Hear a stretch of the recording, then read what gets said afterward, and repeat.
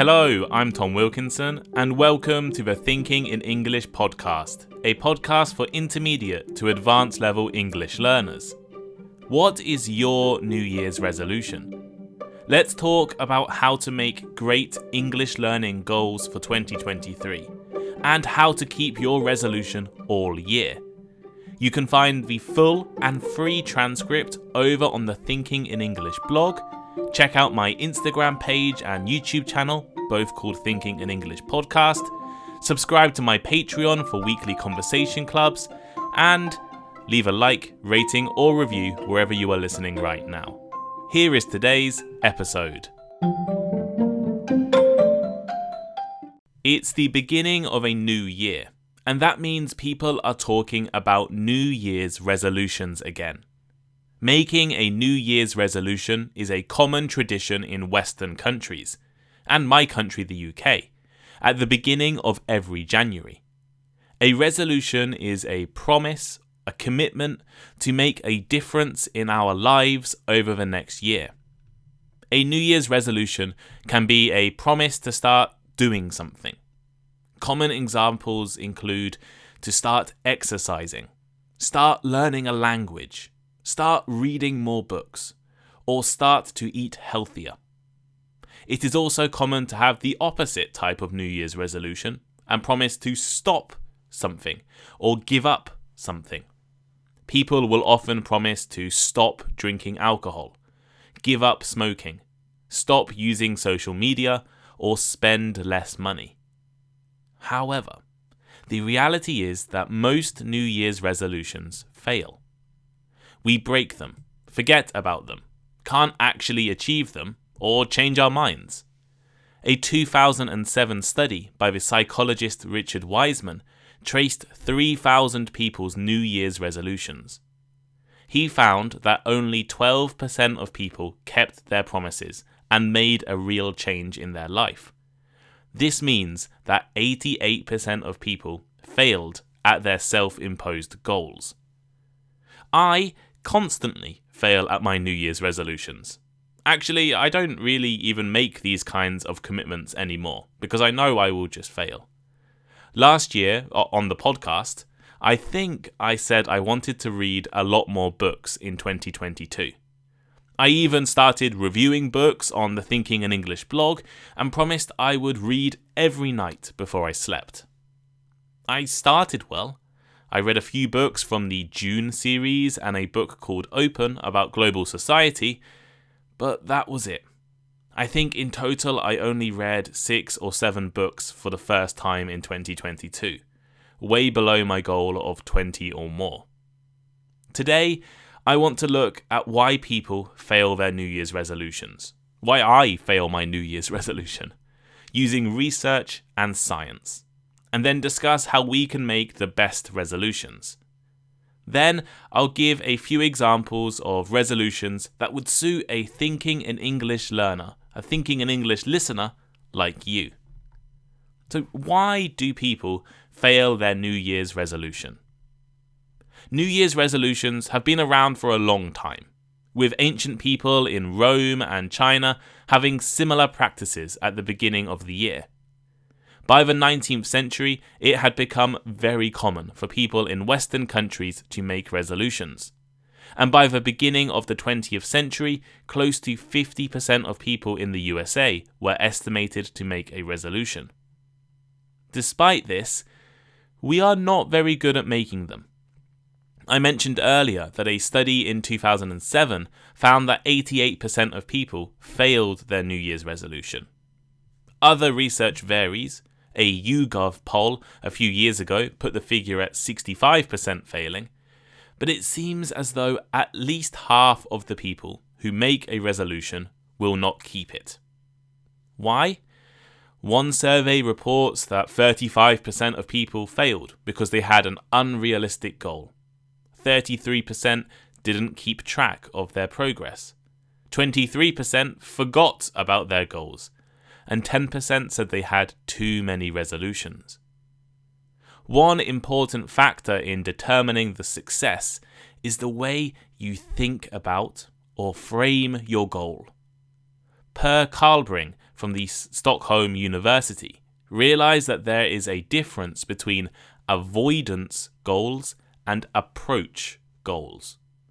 An avoidance goal involves stopping to do something or giving something up, while an approach goal is starting something new. People with approach goals were apparently 25% more likely to succeed in keeping a resolution. So when you make a commitment, you need to do it positively. We need to do things rather than stop things. In Richard Wiseman's 2007 study, he found that 22% of people were more successful if they thought of their resolution in terms of small and measurable goal setting. Overall, people tend to fail resolutions if they are unrealistic, involve certain behavior that you have to stop, and that they don't think about their goal in a measurable way. So, how can you make a good New Year's resolution and keep it all year? In fact, this doesn't have to apply to just New Year's resolutions, but any goal or aim that you have in your life or your studying life, your English learning life. I thought long and hard about the different recommendations I could give to all of you listening. But the truth is, I'm not an expert, and I'm quite bad at keeping my own resolutions. Instead, I'm going to give you 10 recommendations from Professor of Psychology and expert on New Year's resolutions, Richard Wiseman. I'll reword his recommendations slightly to make them easier to understand and more relevant to English learners, but you can find his original article linked on the blog. So here are 10 tips to make a great New Year's resolution. 1. Just make one resolution. Dedicate all of your effort or energy on one goal or aim. 2. Take time to think about your resolution carefully. Sit down, drink a cup of tea, think about everything, and plan out a resolution. 3. Make a new resolution. Don't choose an old goal or a target that you have failed before. Think of something new and fresh. 4. Don't copy someone else's resolution or a popular resolution. Make your own that is relevant to what you want to achieve, and where you want to see progress. 5. Turn your goal into smaller steps that you can achieve and measure, and are time-based. For example, if you want to write more in English, you could set a goal to write a page in a journal every week. This is something you can measure, a page, and is time-based every week. 6. Tell everyone about your New Year's resolution. You'll get more support and you'll fear failing if you tell people. 7. Remember the benefits of keeping your New Year's resolution. How will your life be better if you continue doing it every day? 8. Reward yourself when you achieve a small step on the way to your goal. 9. Track your progress by writing it down. Keep a journal or a spreadsheet. 10. If you fail, think about it as a temporary setback and don't give up. You have not failed completely, just for that one day. Now I've given you some tips on how to make a good resolution. What are some good resolutions for English learners? Let me give you a few suggestions. However, remember, these are just suggestions. You need to think carefully about your own goals, your own English level, and your own ambitions to make sure the resolution is right for you. Use my suggestions as inspiration to make your own goals. Read more English books. One of the best ways to add more English to your life, learn more vocabulary, and immerse yourself in the language is to start reading more books. Books are great for English learners. A vague goal like read more books is likely to lead to failure. I failed in this exact resolution last year. The research that I talked about suggests we need to make the goal realistic, measurable, and time-based. How can we do this? Well, we can make it measurable and time-based by setting a target number of books to read in a time period. Last year, I encouraged one of my students to start this same resolution. We agreed that she would try to read 6 books in a year, 6 English books in a year. That is 1 book every 2 months. She was someone who rarely read books and had never really read English before, so this seemed like a realistic goal. But think about your own situation. Could you try reading a book every month? Think about your own level, goals, and lifestyle. Maybe if a whole book seems scary, you could set your goal in pages. Maybe read 2 pages of a book every day. And remember to make this goal realistic. We all want to jump in and read some famous novels in a foreign language. But if you have never read a book in English before, it might be too difficult. Don't worry though, there's lots of options out there for English learners. On the Thinking in English website, I have a lot of book recommendations, and every book there is available as a graded reader, designed to help English learners start reading. Be realistic about your choice of book, and don't be embarrassed to read a book designed for English learners.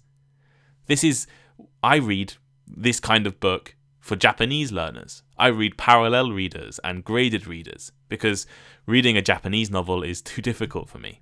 But don't be embarrassed, it's the best way to start reading. Start an English journal. Another great idea is to start an English or learning journal. The only way to write in English is to practice writing in English. And starting a journal is a good start. You could write about your ideas, your day, your English study progress, or anything really. I'm actually about to start designing my own Thinking in English journal for English learners. Would you be interested in this? But how can we make this writing goal measurable, time-based, and realistic? Well, first, set a schedule and an amount to write. For example, write 1 page in English once a week. A good suggestion is to choose a day and time to write, like every Sunday at 10 a.m. Or if you love journaling, you could commit to writing something every day. By having an amount you are going to write, like a page or a paragraph, and a time to write, every day or every week, you can measure this goal. And how about being realistic? Well, choose the topic of your writing, the content, based on your goals and your English level. A good start would be to review a TV show you just watched, or a book that you read that week, or record what you learned that day. You don't have to write a journal in a book. One of my Patreon subscribers tries to write LinkedIn posts in English as often as possible. Or you could join the Thinking in English Discord community and promise to start writing something in the group every day. Use new words. This is a very common resolution for English learners. Learn new words and use them. Expanding your vocabulary is vital, but how can we make this measurable and realistic? Well, choose a number and type of words to use and a time limit to do so. Learn 5 new words a week, 1 word a day. It's up to you. Learn words that are useful to you or relevant to something you want to do. And how are you going to use them? Well, use them in your English journal. Write something on social media using these words. Have a conversation including the words with a language exchange partner. Think about a way you can use your new vocabulary. Join the Thinking in English Conversation Club. People often want to practice speaking in English as part of their New Year's resolution. And a great way to do this is to join a language exchange group, an English study group, or a conversation class. Find other English learners or language learners and practice speaking together. There are lots of options online to find people. One student of mine has an Economist magazine study group with people he met on Twitter, and another student uses HelloTalk, a language exchange app, every week. Another option is for you to join the Thinking in English conversation groups and Discord server. We now have over 200 English learners from around the world who all listen to Thinking in English and want to work together to practice and improve their English. We currently run conversations every Tuesday and Thursday at 3 different times, and there are lots of opportunities for you to make your own study groups and your own connections with people on our Discord server. We currently have a group of IT and software engineers making their own community. You could set a goal to join our conversation club every week. The details are in the description of the podcast or on the Thinking in English blog. Do something in English every day. Finally, you could commit to spending some of your time in English.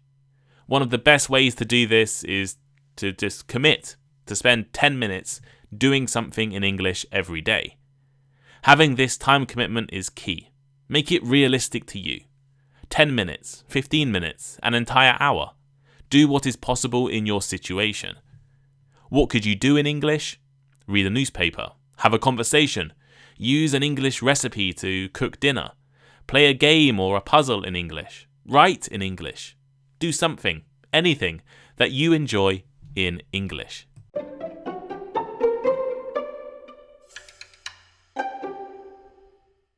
So here is today's final thought.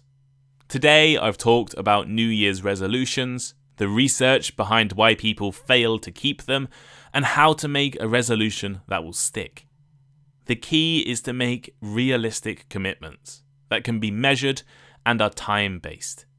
Take your time, plan, and think about the perfect resolution for you. So, what is your New Year's resolution? Leave a comment in the Thinking in English blog, a comment on Spotify, or a comment on Instagram, and let me know your New Year's resolution. Speaking about the Thinking in English blog, we completely redesigned it over the winter break. So go and check it out and have a look and let me know what you think about our blog. Hopefully it's a little easier to use, easier to find old transcripts, and going forward we're going to put a lot more information on the Thinking in English blog. If you want to support the podcast and help me turn this into my job, please consider supporting me on Patreon. Patreon is a community where podcast listeners and fans can support their favourite podcast. And for my subscribers, we are doing conversation clubs every Tuesday and Thursday at 12 p.m, 6 p.m, and 9 p.m. UK time. That's right, we've increased from doing 2 conversation clubs to 6 conversation clubs a week. Why are we doing this? Because we want as many people as possible to join from all over the world, practice speaking with other intermediate and advanced level English learners, and form a community. Make your own groups. Start talking about books and science and history and English learning and whatever you want to talk about. Make friends, speak in English, live an English life. And that's why we have made this community. So you can join by clicking the link in the description or heading over to my website. The podcast will always be free, but to join the community, support me and improve your English and make some English connections. But thank you for listening today. Make sure to let me know your New Year's resolutions in the comments, and I will see you all next week. Goodbye.